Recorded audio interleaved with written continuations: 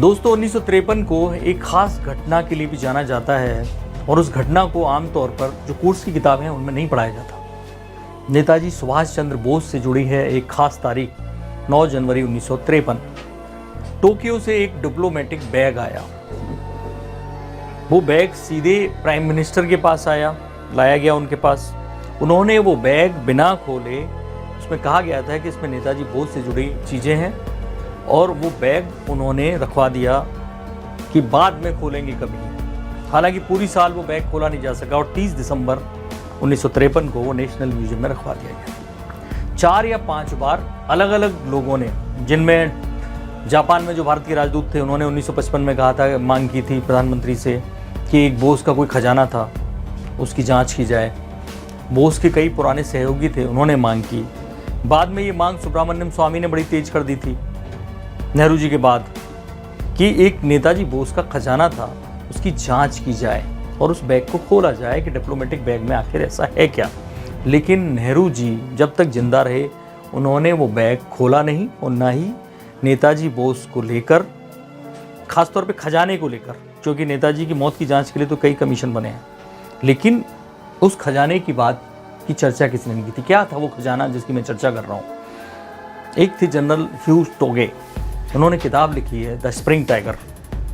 Spring tiger में उन्होंने एक घटना का जिक्र किया है। ये 1945 की बात है, 29 जनवरी की। नेताजी की जो जयंती होती है वो 23 जनवरी की होती है, लेकिन एक पूरा सप्ताह मनाया गया नेताजी के जन्मदिन का, और 29 जनवरी को उनको सोने से तोला गया, जेवरों से तोला गया। महिलाओं ने उनकी लड़ाई के लिए अपने जेवर उतार के उनको दे दिए थे। 80 किलो से कुछ ऊपर के थे नेताजी सुभाष चंद्र बोस। तो ये आंका गया था उस वक्त, द स्प्रिंग टाइगर में लिखा है कि लगभग 2 करोड़ की कीमत के, उस वक्त के 2 करोड़ आज बहुत ज़्यादा होंगे, जेवर थे, और वो खजाना नेताजी को सौंप दिया गया कि आप आज़ाद हिंद फौज को बढ़ाने के लिए, संसाधन जुटाने के लिए, हथियार खरीदने के लिए, सैनिकों की मदद के लिए इस सोने का, इन जेवरों का इस्तेमाल करिए। और उसके बाद प्लेन दुर्घटना की खबर आई, वो आप सबको पता है। उसके बाद नेताजी गायब हो गए, और फिर क्या क्या हुआ देश में आपको सबको पता है। लेकिन वो खजाना कहाँ गया? कुछ लोगों ने तो बाकायदा, उनके जो करीबी थे कई लोग, जिनमें एक नाम राम मूर्ति का है और भी कुछ नाम है, लेकिन कभी कोई जांच की नहीं गई। फाइनली सुब्रमण्यम स्वामी की मांग पर जब नेहरू जी के बाद पहले शास्त्री, फिर इंदिरा गांधी, फाइनली जब मोरारजी देसाई प्रधानमंत्री बने, तब उन्होंने वायदा किया था कि मैं जांच करूंगा कि नेताजी बोस का खजाना कहाँ गया। तो उस दिशा में उन्होंने भी कमीशन कोई नहीं बैठाया, लेकिन उन्होंने एक काम जरूर किया, वो डिप्लोमेटिक बैग 9 तारीख को ही खोला, लेकिन 9 अक्टूबर को 1978 को वो बैग खोला गया। उसमें तमाम सारी चीज़ें मिली, जिनमें काफ़ी जेवर था। इतना जेवर नहीं था जितना उनके उस पर चढ़ाया गया था, लेकिन वो महिलाओं के जेवर थे, जले हुए जेवर थे। इससे ही साफ पता चलता है कि वो जेवर उनके पास थे।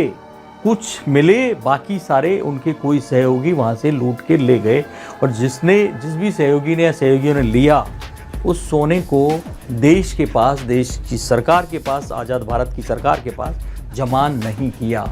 तो ये बड़ी दिलचस्प घटना थी, क्योंकि 1953 से जुड़ी थी, तो मैंने सोचा कि इस घटना का जिक्र आपसे किया जाए। तो दोस्तों, राजनीतिक घटनाएं तो बहुत हुई, कुछ बातें ऐसी भी जान लीजिए 1953 की जो राजनीति से इतर थी। संगीत नाटक अकादमी की स्थापना हुई थी, 1953 में हुई थी।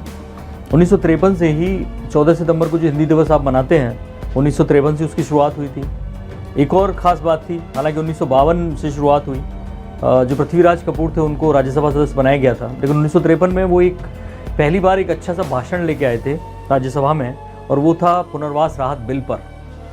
उन्होंने एक तरह से स्तब्ध कर दिया था पूरी राज्यसभा को। जब पुनर्वास राहत बिल पर चर्चा हो रही थी, तो वो जो शरणार्थी थे उनको लेकर बोल रहे थे, तो वहाँ उन्होंने एक जिक्र किया कि कैसे जब देश को आज़ादी मिली थी, हम लोग जश्न मना रहे थे, उस वक्त गांधी जी नोआखली के दंगा पीड़ितों को एक तरह से सिंबल देने के हम उनके साथ हैं, जश्न मनाने का दौर नहीं है, भले ही आज़ाद हो गए हों। वो वहाँ पर थे, उनके साथ घूम रहे थे, उनकी बातें सुन रहे थे, उनका दर्द बांट रहे थे। तो पृथ्वीराज कपूर का नाता तब से है। कैसे सरदार पटेल ने उनका एक प्ले देखा था, जब वो यहाँ रिवोली जो थिएटर है कनॉट प्लेस में, वहाँ पर अपने प्ले करने आते थे। तो एक दीवार प्ले देखा था, कांग्रेस वर्किंग कमेटी के लिए स्पेशल एक दीवार शो रखा गया था।